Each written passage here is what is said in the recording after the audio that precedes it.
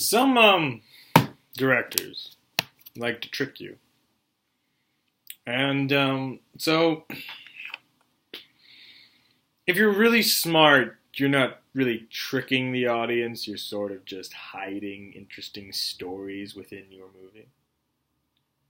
Or play, I guess. But it's more in film because after you see a play, you could go and re-see it, but it wouldn't be the same thing as re-watching a film. Like, you get to really analyze films. It's not so easy to analyze plays. That's why most writers, when they're going, or journalists, reviewers are going to be watching a play, they usually bring in their stuff, like their notebooks and whatever, computer, I don't really care. But if you're going to watch a movie, like, you could, these days, get a whole copy, just pirated or not pirated. It doesn't really matter. The point is, it's much easier to review a film than it is to review a play because you see it once. That's the whole idea. You don't see it again.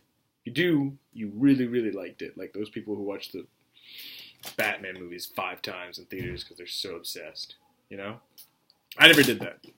I've never been that kind of obsessor. Now, no, I still wouldn't. It's kind of, after the 4th time, you'll probably get bored. Anyway, so there's been this thing that people have been debating about. I love how I say that. I have no idea if they actually have been debating about it. But I've been debating about it in my head, which is the whole backstory of Harley and the Joker. Like, are we finally going to get the Joker's origin story in, like, an actual film? Instead of, like, cartoons and Killing Joke and stuff? I don't know what Jared Leto is planning, or if he's even planning to be the Joker again after what happened. Apparently, from what I heard about Twitter, he's moved on, and he's given some weird teasers about the Joker, so that could just be him having fun, or that could be actually him being serious and telling us stuff that's going to be happening in the later films. Anyway, there's been this theory that the Justice League movie is going to have the Joker in it. Knowing Warner Brothers and knowing DC, I would say that's false. Why would you put the Joker in the Justice League movie unless he's going to destroy the Justice League, which would be cool. But what people don't realize is the Joker is one of the most iconic villains in the world. Like, there's so many theories. Is he a chemist? Is he this? Blah, blah, blah, blah, blah. Like, we don't know. There's one theory that they're just different Jokers appearing. Like, it's the same guy, but, like, he's lost his mind, has his face replaced. I don't know. Different people. He's, like if the original Joker died and then had his son or some other guy. What was really cool about Heath Ledger's Joker is he's just hiring, like, anybody. Whoever he sees, he's like, you, give me a gun. But I can't get a gun. Well, rob that store over there. Like, it's just, Heath Ledger's character uses a lot of people that would have been his age, maybe a bit younger. It doesn't matter. It's like giving the 12-year-old Bruce Wayne a gun and saying, shoot something. Or shoot someone. Anyway. So what directors do is they can trick you. And so there's this theory that Harley's pregnant because there's baby clothes. But I don't know if that is really true. It could be. That'd be really cool. Harley does have a kid. There's a whole thing when she's talking to Black Canary about it. It's kind of sad, actually, because it just shows how much she loves the Joker and how much the Joker hates her, you know? But they still had sex, and she got pregnant. Anyway, so that's an interesting theory. What also people don't realize is David Ayer did a lot of his research, whereas Christopher Nolan didn't in the beginning, and that he had to because there was so much hullabaloo about how he was doing the Batman movies. Like, I don't know, if we interviewed him now, he might think differently and be like, yeah, well, I think in the end it played out pretty well. But, you know, I think he was still trying to make his craft as a director. And it's not easy to make your craft at anything, writing, directing, filming, anything. It's not easy. And anyone who tells you it is, they're an idiot. Because they've never really experienced the true struggle of having to make something artistic. Yeah. Anyway, so, and then there's all the knives. It's a great scene. It's extremely quick, because the Joker has very barely any of the scenes, but, it's pretty cool. But I also kind of appreciate, at least from what I know, that they didn't actually include any of the real deleted scenes into Suicide Squad, because I think it would have just made fans extremely angry. I'm serious. Like, it would have probably destroyed some people. Like, they were so angry with how it worked, and so many people I've talked to is like, it's crap, it's crap, it's crap, and then I just show them my wall, and I'm like, can you pinpoint every single person on my Suicide Squad wallet? Can you? Anyway. So, like, I get it, but shut up, okay? It's a good movie. Cinema Wins says it's a good movie, so I say it's a good movie. Like, say what you will about the Joker, say what you will about Harley Quinn, say what you will about any of the criminals of Suicide Squad, or any of them that aren't. Like, Frost, or whatever her name is. She has another first name. Who else isn't? Shit. I can't think. Oh yeah, Black Spider, but we didn't need Black Spider. Something. Who else was in that I really liked? Oh, the Riddler. Yes, right. Yeah, I wanted the Riddler but he wasn't really in the Suicide Squad. He kind of was just a pawn. Like, what's interesting is there's a scene where Harley is in Arkham Asylum, and she's like, who else would I come back for? Nobody. That's who. But, like, honestly, she could have come back for the Riddler. But I guess what's also cool about the Riddler is probably the best villain that could defeat Batman, because he actually got out of Arkham before the Joker escaped. Like, he figured it out. He learned. And then when you watch Gotham, he does the same thing. He escapes Arkham, but then gets caught. It's brilliant. Anyway, I love the Riddler. I think I like him more than the Joker, because the Joker is just a madman, or as they say in The Dark Knight, the Joker's just a mad dog. I want to know who let him off the leash. A lot of people let him off the leash, Harvey. Anyway, like, what people don't realize is Bane is a more terrifying character than the Joker ever could be, because the Joker doesn't care if he lives or dies. Bane doesn't want to die. He wants to live. But if Gotham blows up with him in it, he doesn't care, because he's succeeded. He's blown up the city, but he doesn't. And it's a thing that you wonder.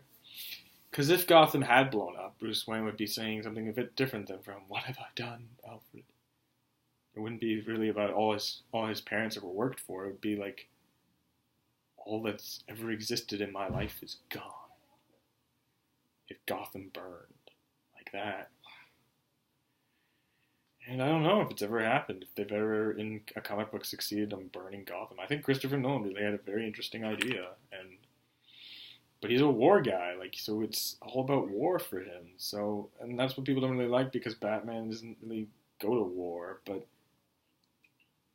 Batman and Christian Bale goes to war, and says, someone told me a long time ago, it's like a real crime movie, like you're watching real crime. Like, the Joker's labeled as a terrorist, and then Jared Leto's Joker is told that, like, they stamp terrorist on your leather jacket. Like, in a way, they're actually following a sequence, even if they're also following politics. I mean, yeah, he would be in Arkham Asylum. Harley would have visited him. They even wanted to put a Harley Quinn in The Dark Knight, but because of the death of Heath Ledger, everything got changed. Now, I don't know, like, maybe we've still gotten Bane. I think what he was trying to do, or Christopher Nolan was trying to do, was find another dangerous character. Like, who else is extremely dangerous in the Batman world? Like, what people don't understand about directing is, it's not about if someone wrote it before, or, what their ideas are. What matters is yours and your vision, and I really agree that real directors should write their scripts. Therefore, they should be a writer first, and then a director, because then they really know what's happening. Like, that's what J.K. Rowling was supposed to do with Harry Potter. Didn't really happen. Still great films, but by the end it's all animated, and I don't think she would have wanted that. But then again, some of the stuff they do. But then, like, Alan Rickman talking to a green screen rather than a gargoyle, like, that's so sad. Anyway, he's dead too. And this will be titled Deaths. Just to confuse everyone. Anyway, so, like, and another thing, like, there's so many things that Batman hasn't done, and there's so many things that the Joker hasn't done. So, like, Heath Ledger's Joker was definitely going to be in the Dark Knight Rises if Christopher Nolan had done The Dark Knight Rises. Like, maybe it wouldn't even been titled The Dark Knight Rises. Like, maybe it would have been The Death of the Dark Knight, and that would have thrown people completely out of whack. They've been like, what? Batman's dead? It's not like he hasn't died before. Anyway, so it's really interesting. And so I think what Christopher Nolan did is he opened a door that had been closed for a long time. And I think that's what I'm trying to do as well. I'm trying to open a door that's been closed for a long time. Like Batman killing the Joker. That has never happened. And if the Joker dies and Batman dies at the same time, that's because of an accident, or that's just fate. So that's what I'm going to do. I'm going to have the Batman kill the Joker. Like, actually, it's going to happen. He's going to be dead. The Joker's going to be dead. And by the work of Batman. And I know this breaks all of Batman's rules, but when someone that crazy has pushed you that far and destroyed everything you've cared about and blah, blah, blah, blah, blah, he deserves to go. Anyway, that's my theory statement. But that's not really what this was about. This was about, opening doors and closing doors. And so, like, Christopher Nolan really opened a door that not a lot of people really understand. Probably more now than before. But, he opened a door that he won't close. And that, therefore, DC is keeping it open. Warner Brothers is trying to close it, but it's not really working. I think if DC was in their right mindset right now and not in the toilet, they would have been fine with Jared Leto's the Joker, and then Warner Brothers would have been fine with Jared Leto's the Joker, and we would have gotten a very different Suicide Squad. It would have still been called Suicide Squad because David Ayer was basically doing that because it's called Suicide Squad. But we would have gotten a very different film because there would be more Jared Leto's Joker, and we would really see the iconic Joker he really is. The fun clown guy, but really, really dangerous. Like when you release someone from an asylum, but it was a mistake. Like, you shouldn't have done it. Like, read, Out of My Mind, or whatever the fuck it is.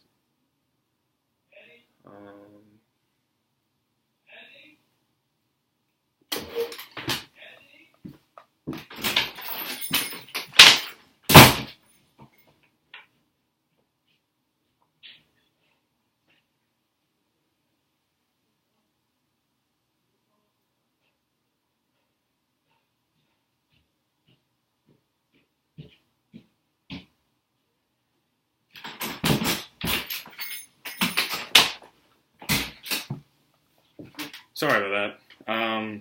Shit. Where was I? Opening doors, closing doors.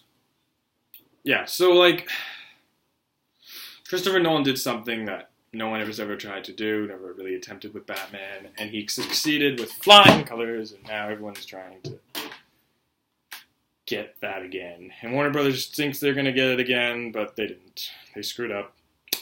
You fucked up. And there's no going back. Because once you open that door, you can't close it. Anyway, so then Gotham's trying their step. And so what's cool about Gotham is origin stories. All of its origin stories. Some people don't like origin stories. Some people like origin stories. I think it's extremely cool. Because so far Bruce Wayne hasn't become Batman. He's just a man that's in black. With a hood, which is so Christopher Nolan. Because that's exactly what Bruce Wayne does before he becomes Batman. It's like watching the world get better rather than worse. Even though Gotham is a polluted city, maybe based off New York, but how polluted is really New York? How dangerous is New York? Is it still scary to, like, go out at night? I know Toronto doesn't need a Cape Crusader. But anyway, the point is, You need to open doors that have been closed. And you need to close doors that have been opened. But you need to decide why you're opening those doors, why you're closing those doors, okay? So, like, if you want to change the whole theory of Batman or a whole thing that's never been attempted, which is what writers are trying to do with every single book they write, go for it. But if you are trying to cause an uprising of chaos that would actually end with the world exploding, you probably should close that door. Bye.